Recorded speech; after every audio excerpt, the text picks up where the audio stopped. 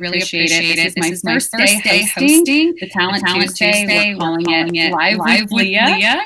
This is where I'm going to discuss all things talent acquisition with HR and talent acquisition professionals from various industries. My show is going to be a little bit different than Wallace's normal shows. We might do it a little bit shorter time. And I'm not going to intersperse everything with fun questions. We're going to end each show with the fast five. I'll ask all of my guests quick five questions and I have to give answers. So I would love for my own guest today to introduce themselves. Just to start out, since this is my first time hosting, I need to make sure that I have guests that I feel very comfortable with. So it made sense to me to have my first guest be my own colleagues, and we can talk about what we do here at HR Maximizer. So if you want to get us started, Rollis, can you go ahead and introduce yourself? See, you would pick me first. I'm still fixing that chat thing. Yes. Okay. Jonathan. I don't mind. I'm founder and president of Ascent HR Corp, better known now as HR Maximizer Inc. HR Maximizer Inc. And I tell you, you guys are the best team ever. Love working with all of you. Glad to be here today. Thank you so much, Jonathan. Yes, my name is Jonathan Rios. I work for HR Maximizer. I'm the video production project manager. I work on all the videos, editing behind the scenes with the editors, and having those videos ready for production for the job postings. Thank you so much, Jonathan. And Marissa. Hi, I'm Marissa Hooker. I'm the talent acquisition and HRIS coordinator at HR Maximizer. So I manage all of our job postings, our ATS accounts, our AI systems, as well as creating and updating our marketing report. Thank you so much. And Rollis, one of our regular watchers, Patty says that she's hearing a really bad echo. Uh-oh. Is anybody hearing that bad echo? Okay, let's see if we can fix that. All right. While Rollis looks at that, I just wanted to welcome everyone. Hi, Patty and Joanne. Joanna. Thank you guys so much for logging in. There's a couple other people. So we're trying a couple of new things. So it says Leah has an echo. Okay, I think I just stopped that though. I think I just stopped. I think I see what the issue is. I think it's fixed. All right. Hi, Kim. Thanks so much. So this is going to be a lot different, a lot more different than what you're used to with Rollis. What I want to do today is kind of have our own team introduce to the viewer what HR Maximizer is and what it is that we do, and each person's role within our organization. So I'm going to ask one more time, is the echo getting better or is it getting worse? I feel like it might be getting worse because I get some feedback on my end. Okay. Hopefully it's better. We'll see. We'll see in the chats. You'll see in just a moment. Okay. Well, let me go ahead and ask my first question then. So I would like each one of you to tell me what HR Maximizer is. So Rollis, you want to get started and tell everybody what we do and what HR Maximizer is. Yes. So HR Maximizer is just a way to help HR teams to get the most return on investment on their efforts of what they're doing. And in a lot of cases, for most of the HR teams that we work with, they're looking for more applicants for those hard to fill positions, like for registered nurses, physicians, physician assistants, nurse practitioners.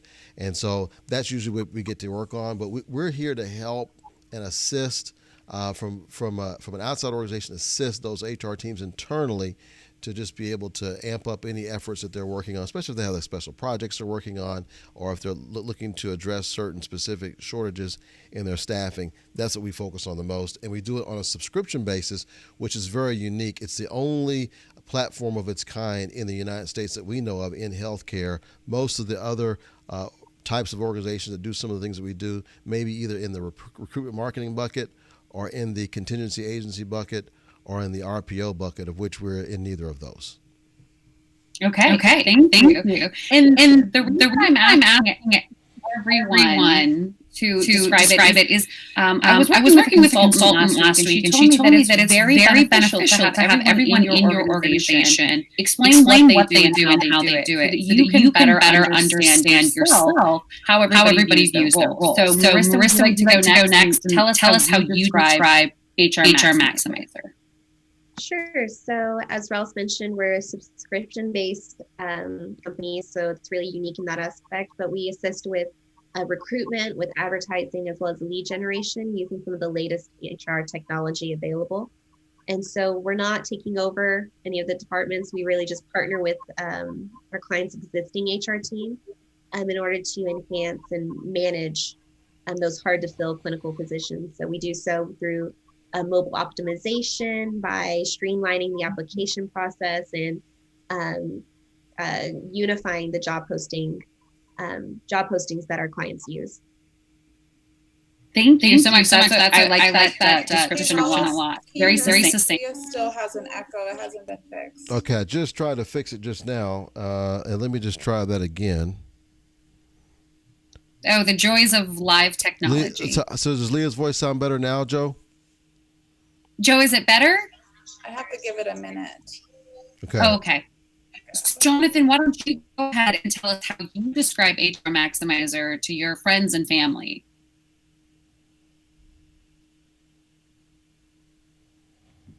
So, Jonathan, Leah was saying to describe how would you describe to your friends and family what HR Maximizer is?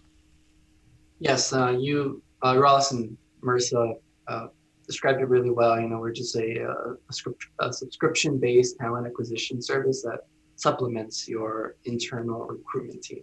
So we're just enhancing the company in that way in the recruiting and marketing side, which is my department, where I help in the video editing, getting those job posting videos out, enhancing that, because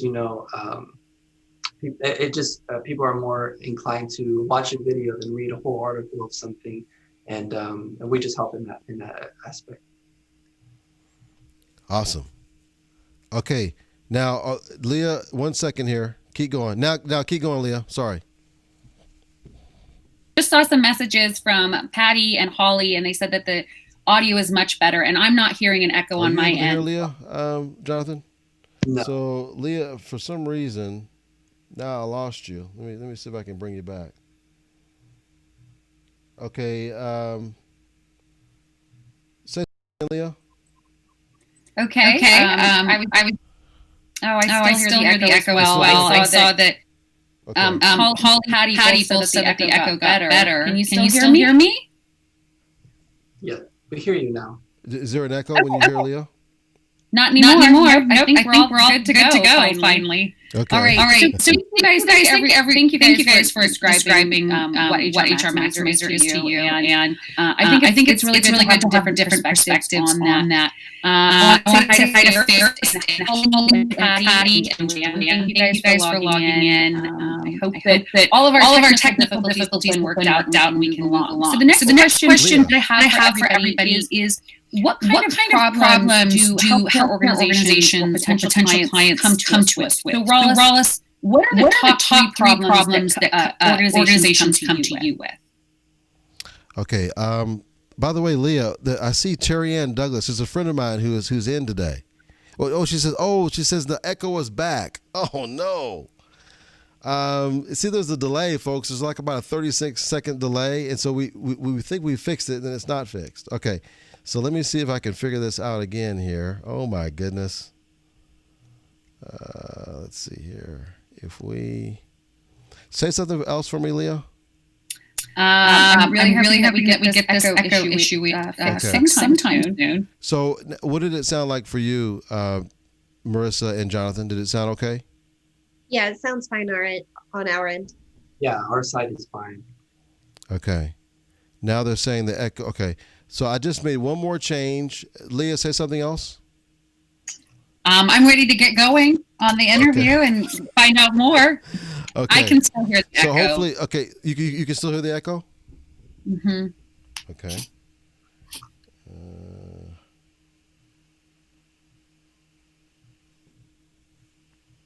I'm so sorry, everyone.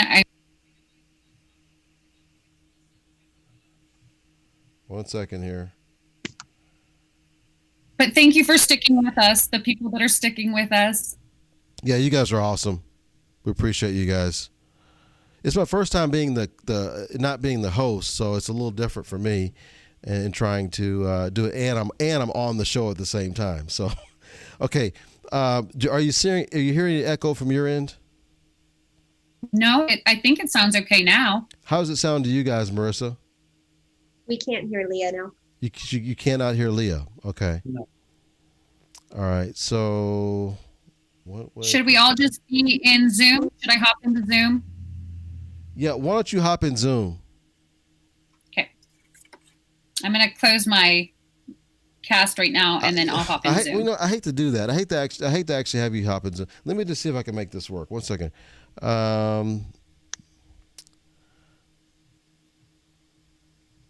So when Leah says something, you cannot hear Leah?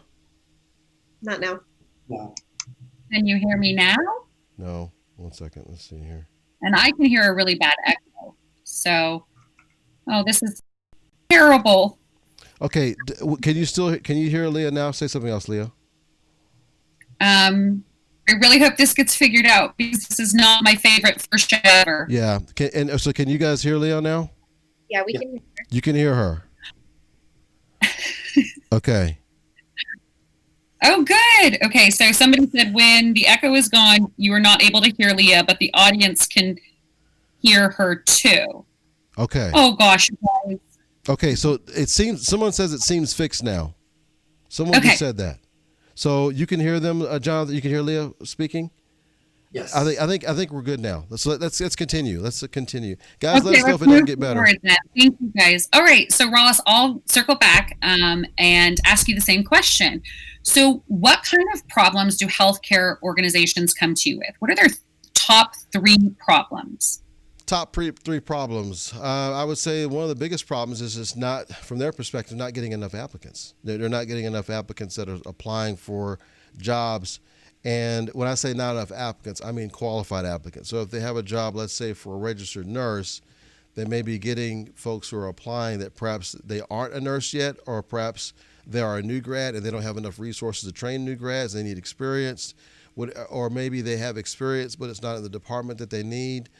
Now, hospitals are starting to make adjustments to that, but I would say the main thing they come to us for is we're not getting enough applicants that are qualified for our positions. Okay, so is there 2 others that they have big pain points? Oh, someone says, y'all, it seems fixed now. So yes, we have to enjoy. That was Patty. Yes. Thanks so much, Patty. Thank you, Patty. Okay, and the other 2, wow, it's escaping me now. That's the biggest thing, because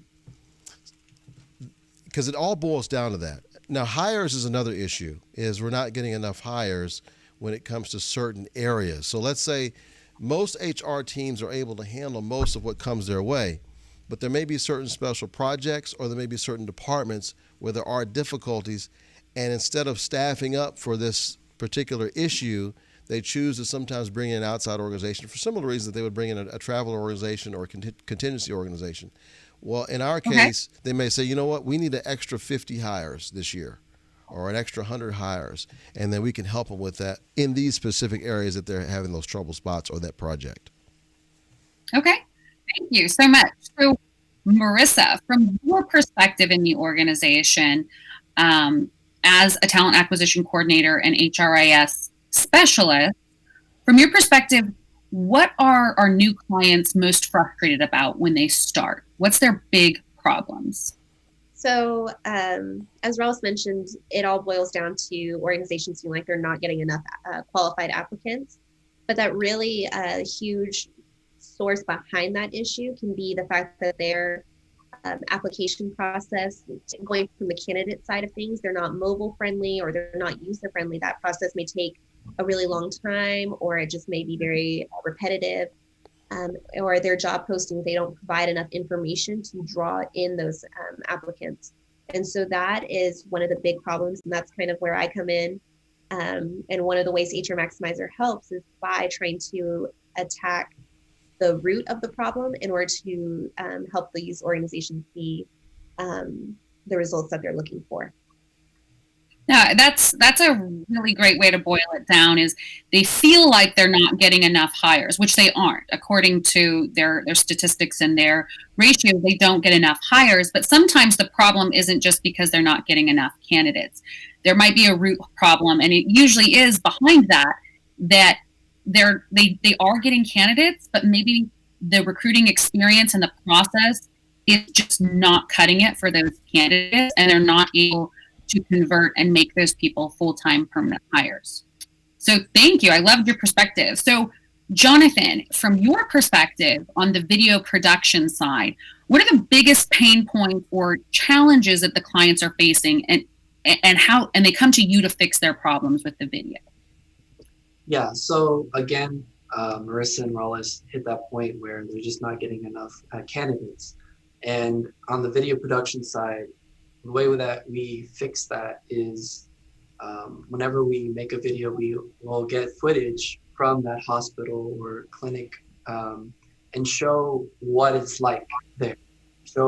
Get interviews of employees that work there and what they like about working there. So whenever they see videos of it, because maybe they don't even know, maybe because it's a small hospital, they don't know anything about it, but them seeing videos, seeing employees talking about it, they'll feel more comfortable or inclined to apply at those locations.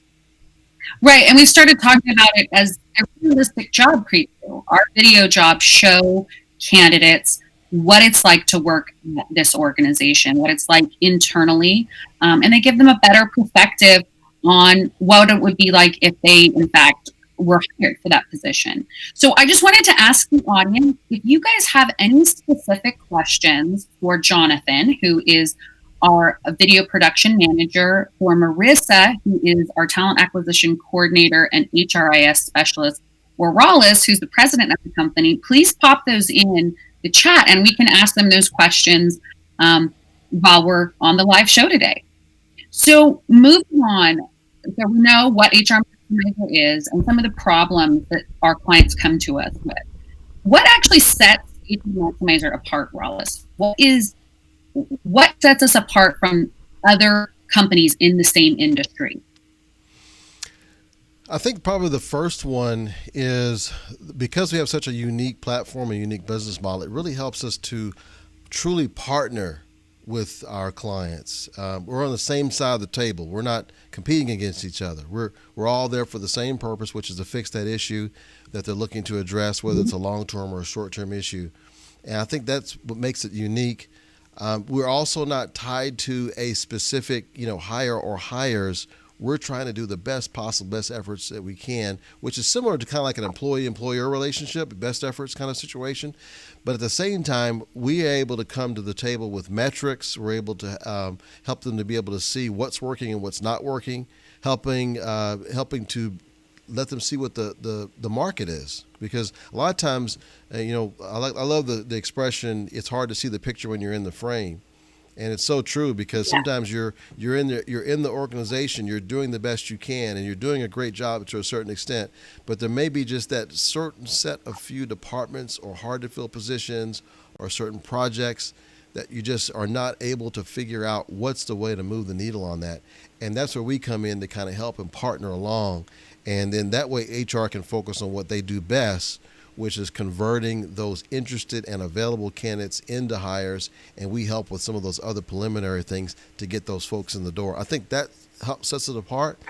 So the pricing model and the partnership model, I think, are two things that we hear a lot. Another thing we hear a lot that I was surprised when we first started this thing is they say, we love the ideas that you guys have. We love like the brainstorming, the ideas you guys bring to the table. It's always fresh ideas. They love that.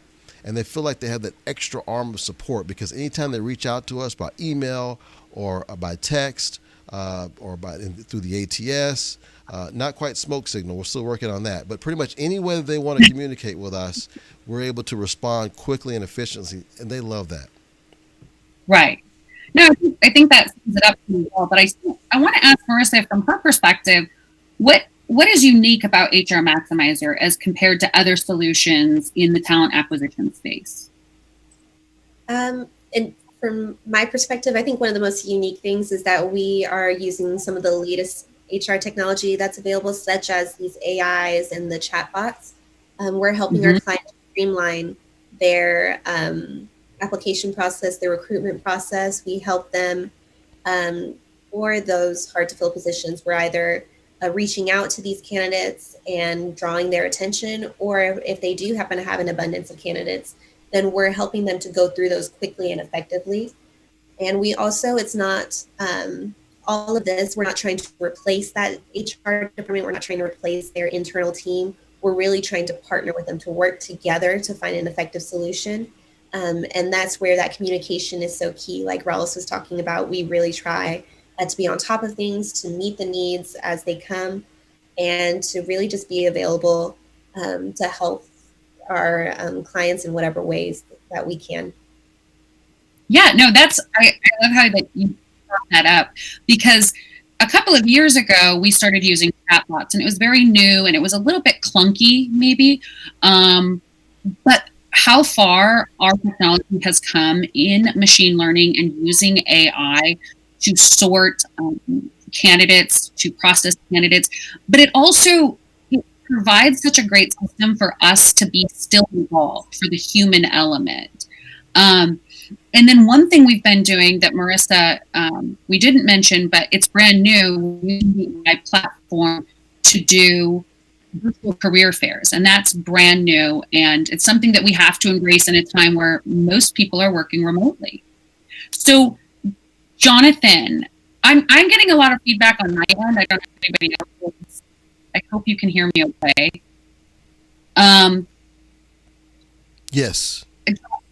Yes, we're good? Okay. Yes, we're good. Yes. Okay. So from your perspective, from the video perspective, what problems does HR Maximizer address or solve for our healthcare clients? Yes. So we'll help them. We'll see a drastic improvement in their recruitment marketing. So the videos that we produce for the job postings help bring in more candidates. Because that is the biggest problem, that they don't see enough candidates coming in. They can't hire enough and fill up those job postings that, of course, they do need, because there's always openings, so they just want to fill those those jobs so that they can have a full staff and not burn out those the employees that they have currently. Yeah. Okay. Oh, sorry, that was really loud. Oh man, I hate the audio on this thing. We're gonna have to come up with a better solution for Talent Tuesdays, Rios. But moving on. So we've talked about what HR Maximizer is, what problems we address, why we're different. But how is HR Maximizer an authority on this? Rios, why should a healthcare organization trust and work with HR Maximizer in talent acquisition? First of all, I do want to just acknowledge Kim LaMontagne's comment. It's wonderful. She says that our team are true collaborators and relationship builders and partners. I love that. Thank you. Oh, yes. Thank you so much. I didn't see that on here, Kim, but thank you for commenting. That embodies what I feel like I love to bring to the table, and I think that embodies what our whole team brings to the table as well. And so because of that, I actually thank you so much for that, Kim. But I forgot the question. What was the question again? You're hard to do shows with. Okay, sorry. But you're a great partner and a great collaborator. So I'll let it slide this time. I know that you're working so hard to get all the audio correct, and thank you so much, because I would not be able to do that. So I will ask you the question again. Why would a healthcare organization trust and work with HR Maximizer? Or how are we an authority in talent acquisition, and why would they work with us? I would say that, let's say we're talking about an HR executive or a VP, and they're in an organization. And you're like, well, that's what we do. We don't need any help. I get that. I understand that, because a lot of what they do, they're able to handle on their own. They don't need outside help. But there are those certain positions where it helps for them to have an outside perspective. And perhaps, again, going back to my earlier example, when you are in this situation, it's hard to see it clearly. If the tables were turned and they were advising me, they would be able to give me some advice that I just wouldn't be able to see from their perspective. And we actually do that with some of our clients and partners. Like, can you give us an idea of what you're seeing from your perspective on what we're doing? It always helps to get that other point of view. I think that's what we add that's different from what they can get internally in their organization. And just some of the simple things that maybe an organization may not spend as much time on. And that's, I would say, the number one thing that they don't spend a lot of time on is what are other organizations doing to fix these same problems in the area of staffing. And in terms of technologies, they'll be able to evaluate certain technologies, but they can only use so many different technologies at a time, especially if it's a bigger system. So we almost serve, to a certain extent, like an R&D department, like a research and development department for an HR department, because they don't have time to try all these different tools. Well, we have, that's what we do. We try these different tools, different techniques, different strategies that they may not have had time or the resources to try out. We've tried it out. We can come back and say, you know, we tried that and we tried a couple of different ways and it doesn't work. Or we tried this, we tried a couple of different ways and it does work when you use it in this specific way. So I think that's a big reason why folks who are very good at what they do will still come to us and say, you know what, we still want an outside perspective. We still need a little bit of assistance in this area. Can you help us with that? And once we work with them for a while, they may come to a decision, you know what, you're good. We appreciate all the help you give us. We've got it from here. So we have those situations. But by far a majority of our clients like to stay with us for a long time because they love the relationship, we enjoy the relationship. It's very symbiotic. And so it's not uncommon for us to have clients that stay with us for 2, 3, 4, 5 years. Right. That's very true. I think that one of the things I've noticed with some of our clients is that they stay with us for numerous years, but what we're able to do is help change processes and move them forward in the talent acquisition arena. And at a certain point, they don't necessarily need our services anymore because they've learned some of the same processes that have helped us move their organization to the front of talent acquisition, especially for clinical staff. Can I mention one other thing just to kind of follow up on that? Yeah. So another thing I like to say is that certain things will work until they don't work anymore. And what that means is we may have fixed a certain problem to help them. They actually fixed the problem. We helped them fix it. But they may find that even though that works for a while, that it doesn't work anymore. And we've actually found that with our recruiting. There's certain things that we were doing 2 years ago or a year ago that don't work the same way anymore. So another advantage and a reason why certain clients like to stick with us for a long period of time is that we've fixed older problems, but the new problems came up or the same problem kept coming up because that way of fixing it in the past no longer works because technology is changing, platforms are changing, the way people are consuming the internet and information is changing. So we are able to do that from a little bit different perspective than organizations. We're doing stuff now that organizations have not started doing and will not do for the next 2 years. There's stuff that we stopped doing or have been doing for the past 2 or 3 years that organizations are just starting. So we've got like a lot of times a 2 to 3 year head start on organizations that allows us to really help them fix those problems that hopefully will be fixed for the next couple of years. But it gives us that sort of leeway to the clients that they're able to kind of get that R&D, get that extra strategies and tools ahead of their competitors. Yeah, no, that's wonderful. So I wanted to ask Marissa and Jonathan from their perspectives as well. Ross has been talked a lot about how we're a lot of times on the front end of trends. And why is it important for our clients or organizations that are considering to work with us? Why is it important for them to adapt to trends in the market? So Marissa, what would be your take on that? So as Rios mentioned, we kind of play that role of R&D, and that's so important because technology is constantly changing today, and that's true no matter where you go, and it's true even in HR. That's something we don't want to take the human out of human resources, but you still need to be able to utilize the technology that's available to keep on the front lines, to keep your organization innovative, to draw those applicants in. Because if an organization is feeling like they're not seeing enough applicants or they're not getting the results that they're looking for, a lot of times it is just because maybe the methods they're using aren't the latest, or they're not what's attracting the candidate pool that's available now. The candidate pool, it's constantly changing and adjusting. You see newer new grads, new nurses, they're joining and they're looking for certain things. So having that outside opinion, having those the research that we've done behind all of this and being able to implement that is really what's going to help our clients keep relevant in today's ever-changing world.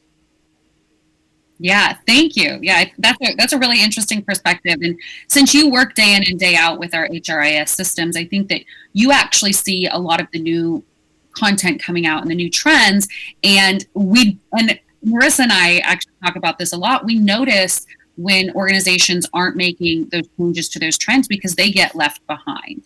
They don't come up at the top of searches anymore. They're probably not getting as many candidates as they used to get because they're not optimizing the way that current modern individuals are searching for jobs. So, Jonathan, from your perspective, why is it important for organizations to adapt to new trends in the video market? Yes, so a lot of times when they have in the video side, they just make it where it's best formatted on a desktop, for example. And a lot of people are not looking for jobs on their desktops. Everyone is using their mobile phones.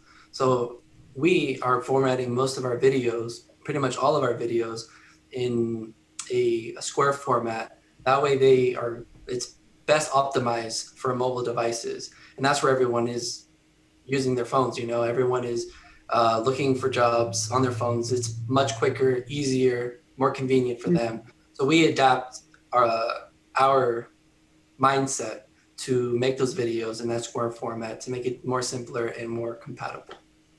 Yeah. And you and I talked a lot about how organizations can certainly shoot their own videos, and we would love them to do that. One of the things that we offer and you do is you do like video ideation. You do the content shooting, the post-production, the editing, the copywriting for the posting, the transcribing, the graphic art that comes along with the videos, and anything that they need to use in their recruitment marketing sphere. And so having an organization like ours that's experienced in that, rather than just trying it on your own, is quite advantageous because we actually have made a lot of those huge mistakes. Like we used to do, like the 1080 by 960, the wide format for desktop. We didn't know how to tag things on social media properly so that they don't get bogged down in the algorithm. We didn't know how to optimize the time spent on video. We've made so many mistakes because we've been doing video for, I want to say 3 years now, Rios, video jobs. We did our first video for a client in January of 2017. On an iPhone. Yeah, using an iPhone and an iPad. So we've been doing this for a while. That's going to be almost 4 years now. We've been doing it, and there's some organizations that are just starting to get their videos out. And I'll say this too: when we say videos, we're not talking about a career site video that's maybe 1 or 2 videos that lives on your main career site page. We're talking about literally dozens of videos that are specific to a specific job or a specific role, which we're just now starting to see large health systems do in the past year. And we've been doing that for about almost 4 years now, to give you an idea of how ahead of the game we are. I really think it's going to blow up even bigger, Wallace, because we're in a time when we have to be so socially distanced. A lot of our clients have come to us and said, we're not doing on-site interviews anymore. What kind of video interviewing software do you have? What can we use? We've been doing video interviews for 5+ years. But we're also creating content that can show your candidates what it's like to be a part of your organization. And that, puts them far above any other organization that those candidates may be applying for.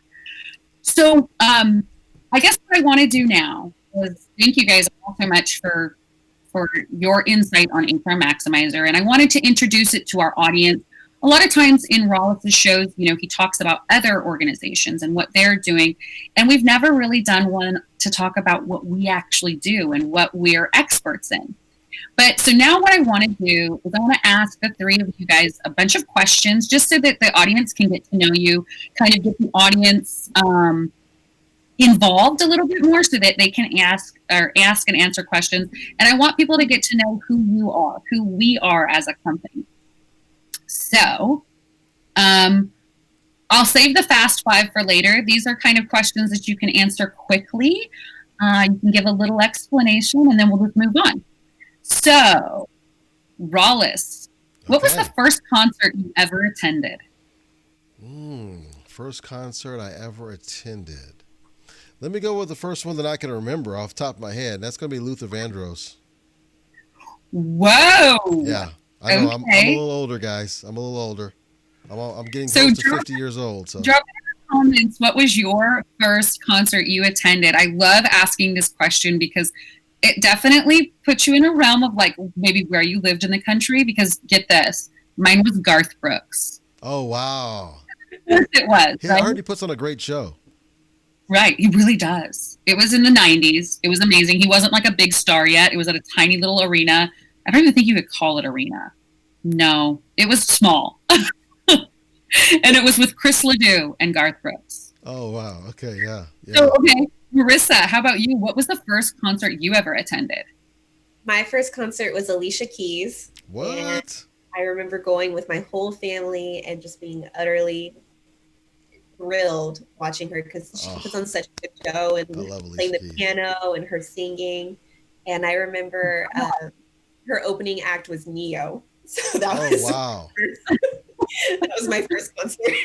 Wow. Okay, Jonathan, what about you? My first concert, since we live in Houston, Texas, we have the rodeo. It was Luke Bryan. It was just very Western, very Texan of you to be at the Houston Livestock and Rodeo Show. That's wonderful. So, okay, I see that Joe said her first was Rascal Flatts. I'm sure that was super fun. I'm sure it was. Okay, so what are you currently reading? Rios? What am I currently reading? I'm reading Persuasion by Robert Cialdini is one of the books I'm reading. Actually, I'm kind of one of the weird ones. I'll have 3 or 4 book projects going on at one time. Because I've got, the one about the red ocean, the blue ocean. I got that one going. I got the one about, it's called Hooked. It's about different social media platforms and how they keep people coming back. And then, of course, the Persuasion by Robert Cialdini is a follow-up to this book called Influence. And it's about how you can basically get people's minds ready for whatever product or service offering that you're about to give by setting the stage properly ahead of time. So that's what he calls it, persuasion instead of persuasion. That's interesting. And one thing I love is that when Rios reads a good book, he always sends them my way. I rarely give him books because I read a lot of really weird stuff. So, Marissa, are you reading anything fantastic right now? I am. So I don't read nonfiction, apparently. Just thought about that. But I am reading just for a book called The Poppy War. That's been really interesting. But yeah, it's fiction. Okay, wonderful. And Jonathan, are you a big reader? Do you have anything that you're reading right now? I do not have anything I'm reading right now. I'm not much of a reader. Do you listen to podcasts? No, I don't even watch podcasts either. I'm just. I just like. Okay, I guess just sports. I don't know. Is anything about sports really? Oh, okay. Yeah, I know a course he's been taking. Oh, he's been taking a course. Okay. Yeah, I know that. Yeah, it's a ratio. What is that? It was the ratio bottom course. Oh, okay. Yeah. All right. So Jo says that she loves reading novels, and she said something about where did Bernadette go? So I read a lot of historical books. I read a lot of like war books. I read political stuff. But I read a lot, and I usually have a couple that I'm reading at the same time, and I listen to like one on an Audible account, and then I read at night. So I have a Goodreads. If anybody wants to add me on Goodreads, go ahead and find me there. Okay, yeah, I'll do that. Yeah, I've Goodreads. I have a lot in Goodreads, and I don't know how many years, but yeah, I'll check it out. Oh, I love Goodreads. Okay, so Marissa, what is your most used emoji? I think it's probably, mine is probably the two eyes looking off to the side. Okay, yep. You even use it at work sometimes. You give me the side eye a lot. Yeah. I can see that. So, Rollis, what about you? The thumbs up. Yeah, you use that on a daily basis. And what about you, John?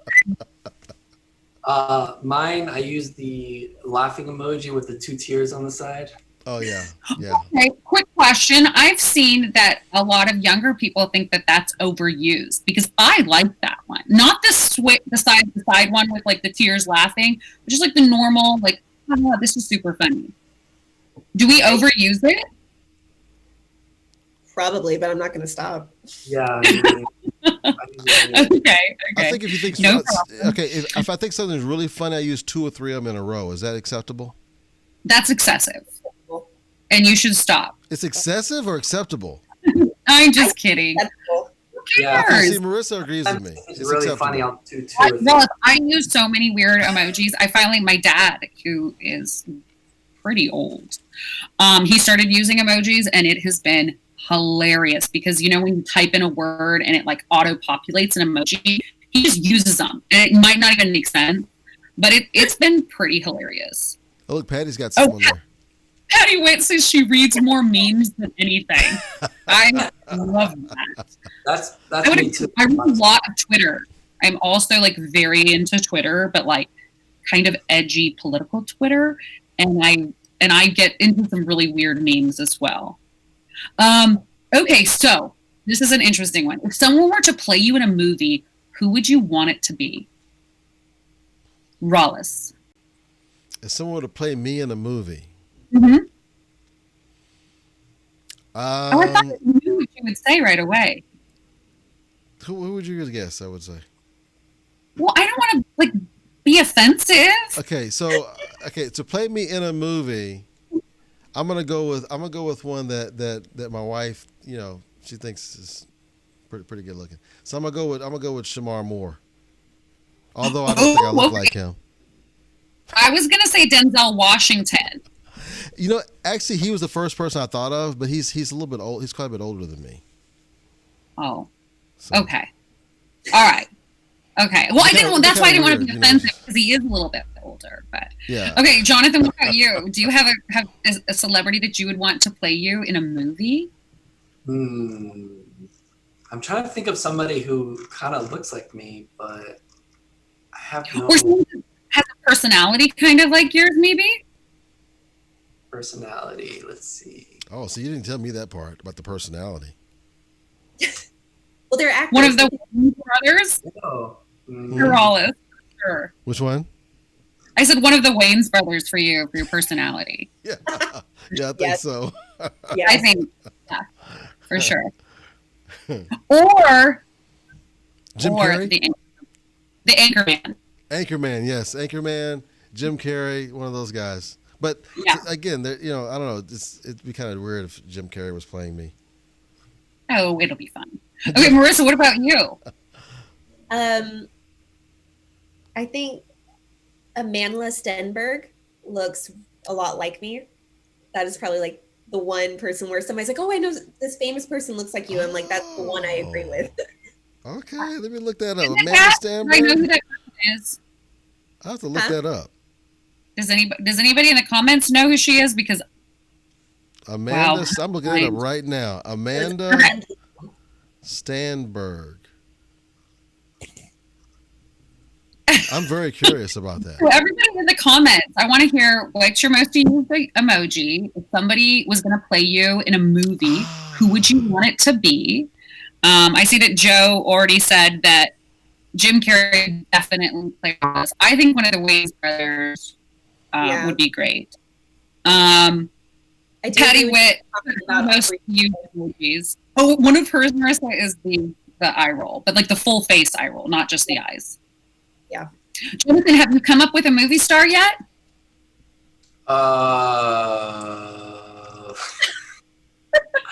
I'm actually really bad with names also. So you could just say, I wouldn't want anybody else to portray me. I would portray myself. I would self-star in a self-titled film about myself. All right. What's his name? The guy, Superman, Cavill. I don't know. Oh, played Superman? Guy. Okay. Hair. So I was like, maybe, yeah. What's his name? Henry Cavill.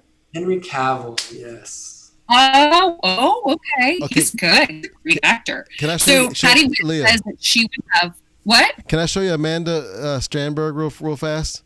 Oh my gosh. Sure. While you're getting that up, yes. Patty Witt said she would pick Winona Ryder. Look at that. I think it does kind of look like her. Some kind of copyright fee on that. Wow. Take it down.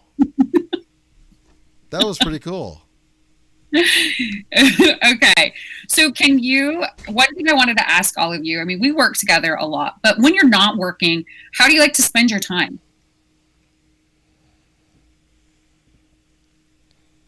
Anybody? It's all kind of crazy stuff. I mean, one of them that's kind of, I think that most people will not guess is that I play Madden football on my PS4. And that one is. Yeah, and so those of you who don't know what that is, it's basically the NFL football game that's on a video game that's very realistic. So it's so realistic that sometimes my wife will say, "Is that an actual real game or is that the game you're playing?" So I ask her. And I played it so much that I usually rank in the top 5 to 20% out of the top 100,000 players in the world that play it. The highest. Huh? Do you have a Twitch account? No. The highest I've ever ranked in a year is 3%, top 3%, which means I'm in the top 3,000 out of 100,000. And this year, I think I'm around 20, ranked like 20,000, something like that, out of 100. Okay, I had no idea you were that big of a gamer. That is brilliant. Okay. Jonathan, what do you do in your free time when you're not working? I have a couple things, actually. Okay. So, lately, I've been going on for like walks and trails and runs with some just going out. Then I'll go to the park and see my nephew and play with him. And then I'll play video games too a little bit. Mm-hmm. I've been playing Among Us with my friends. So. Oh, cool. Yes. Is that like one of the multiplayer games where you have to like have a team and stuff? We'll introduce you to it, Leah. Don't worry. We're gonna. Yeah. It gets pretty heated too. So friendships. It'll be team bonding, okay. right? Patty picked a really cool one. Did you see what? It? I think it so fits because she was on our Fun and Games Friday this past Friday, and after she says that, she does remind me of. Oh, are you thinking about Winona Ryder? Yeah. And then she also said that in her free time she likes to exercise. Nice. I think about exercising sometimes, but I don't usually go to it. I need to work on. I spent most of my childhood and all of my college career having somebody tell me when I had to run, how fast I had to run, how much to lift, when to go to practice, when to go to school. And I got really tired of it. And now I'm still in this rebellion stage, but I'm hoping the rebellion stage ends soon. And then I'll go back into the fold of wanting to work out again. So Marissa, what do you do in your free time? I bake a lot.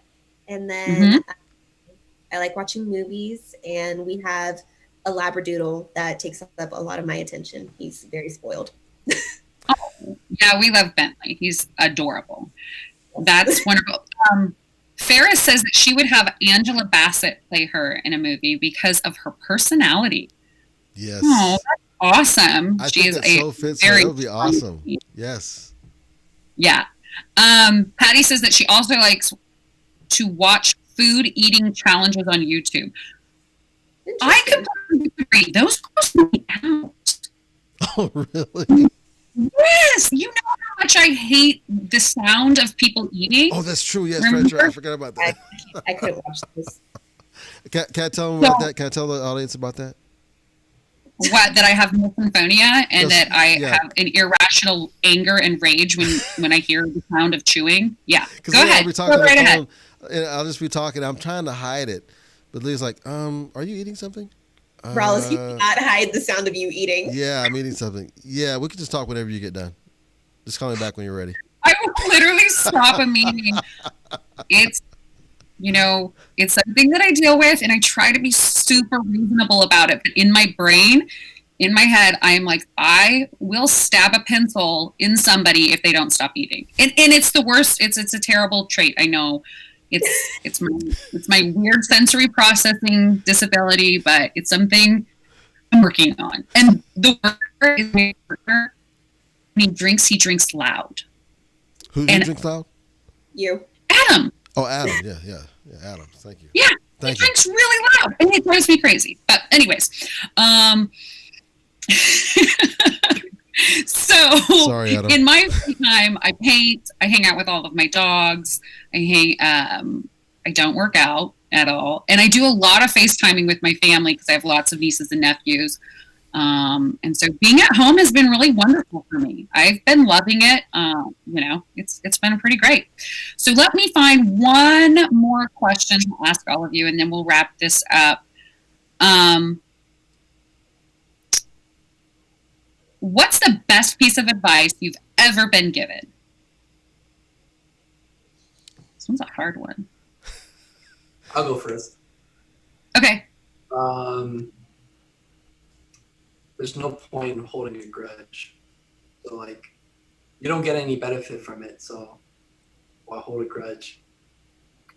I don't know. That's not really advice, but personally, That's good. It's good advice. You're Very good. Very good. It advice. really is. Yeah. I have trouble with that one too.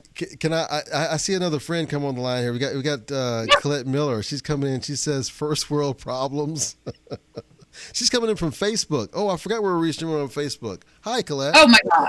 You didn't tell us that. Whoa. Way too much. So Patty Witt just asked if I can go out and eat in public. Yeah, of course I can go out and eat in public. It's not, as long as there's other stuff going on. And oddly enough, if I'm also eating, it doesn't bother me. But it's when it's quiet room and the only sound I can hear is the sound of chewing or drinking or whatever. It amplifies, and I have just an awful reaction to it, actual anger. You can look it up. It's called misophonia, and it's something that I've dealt with for a long time, and it doesn't really come up that often, but for some reason with Rawlist, it does. I actually have other relatives of mine, close relatives of mine, that have a similar thing. They do not like to hear people chewing food. Many times my wife will tell me you're chewing too loud. So I'm used to it. Maybe it's not me, right? I think there's quite a few people who have that. I'm working on it. I'm a work in progress. Okay. So Marissa, what's the best piece of advice you've ever been given? Or just a really good piece of advice, solid, good advice? Now that you've asked that, I've literally forgotten all the advice I've ever gotten. Right? Nobody has ever told me anything helpful, ever. Is that basically what you're saying? No, they absolutely have. But now that you've asked me to name something, I cannot recall anything. And I know being put on the spot stuff. I think for me is to slow down. I guess I have a tendency to go really fast, or I just say the first thing that comes to my mind, or I have to just constantly react. And so just in personal relationships, in work and everything, just slow down, take a breath, then go. And that helps me a lot. I think that's really good advice across the board. Yeah, just slow down. And how about you, Rawlist? Personal life, professional life, what's the best advice you feel like you've ever been given? By the way, you have a funny question that someone asked for you in the comments. Ralis, you're behind. She already answered that. What are you paying attention to this show? I didn't know you already said that. He already answered it, Ralis. Oh my gosh, Okay. you guys. All right, sorry. So I think one of the things that I'm still learning to this day, okay, it's an old proverb. There's a time to be quiet and a time to speak. And so there are times when I have spoken when it was a time to be quiet, and there's times when I've been quiet when I should have been speaking. So I'm trying to do the right thing in the right moment. That is easier said than done, but that was great advice, and I want to continue to try and apply that better and better. That's really good. Right? Wow. Patty Witt says that her advice was, it's okay to be yourself. Everyone else is already taken. And that's very, very cool. I like that. I like that a lot. Yes. So I really want to thank everybody for sticking with us and watching this show that started out like a complete disaster. The audio was awful, but we just wanted to introduce ourselves to the audience. We wanted to talk about HR Maximizer and what we do to help our clients maximize their existing HR. Thank you so much, Jonathan and Ralis and Marissa, for being my first guests and enduring this somewhat insane hour. If you're watching this on the replay, go ahead and put your comments in there because we'll be monitoring that, and I can go in and answer questions. Or if you have questions for Marissa, Jonathan, Ralis, or myself, go ahead and we can communicate with you like that. Please tune in next Tuesday. I will be doing these shows every Tuesday, and hopefully we will get all of the technical issues worked out. We will be talking about all things talent acquisition. And if you are interested in being a guest on my show and talking with me for like 30 minutes to an hour on a Tuesday, please drop me a message in my LinkedIn direct message. If I say slide into my DMs, that's the wrong thing to say, Marissa? Yes. You get lots of great little pieces of advice, Leah. There's tons of advice coming in the comments here. Oh, okay. Yeah. Let's go back to the comments real quick before we wrap up. Leah, can I also give you a round of applause for a great first show? Oh gosh, no, because this one was rough. This was great. Hard to edit for the team. It was so good, and our team showed up today. There was lots of folks who showed up to watch you today. Yeah, they really did. I know, they're amazing. Okay, so Joanne says, don't forget to push. Pray until something happens. Push. I love that, Joanne. That's a good one. I love it. Ferris says, never give up on yourself. And that is so true. Oh, thank you, Joe. She says that she's looking forward to more shows. And Patty said, thank you all. It was great. Honestly, thank you for sticking with us because I probably would have logged off. Oh. all like the technical issues, I would have been like, "Yeah, this is crazy." No, our audience is awesome. Yeah, we'll get it worked out, and this is just going to be a time for us to talk about talent acquisition. Our industry is changing, our world is changing, and we want to talk about best ways that people get hired and hire other people. So, thank you. Yeah, I just want to say too, Leah, a lot of the stuff you talked about can apply to any industry, even though we are in the space of clinical recruitment. I mean, a lot of the stuff we talk about can be applied to any industry, even if folks aren't even recruiting in the healthcare space. I still want to give you a round of applause. Can I please? Yeah. Okay. Fine. All right.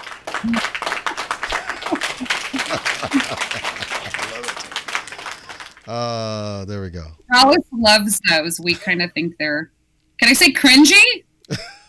No, audience, tell us, what do you think? Do you like my little transitions? Tell me if you give me a thumbs up or a thumbs down on that, please. All right. So, and then Joe is just reminding everybody that tomorrow Ralis will have his wonderful Wednesday show. She put a link in there for you. So thank you guys all so much. I appreciate you being my first guests for my first show, and have a wonderful Tuesday afternoon. Bye, everybody. Appreciate you guys. So let's stay on for a second, and we'll get a couple photos. Let's do one like this, like we're all waving. Are you taking them, Ralis? No, it's frames. It's like hundreds of frames. Yeah, so like Anything you do is hundreds of frames for them to choose from.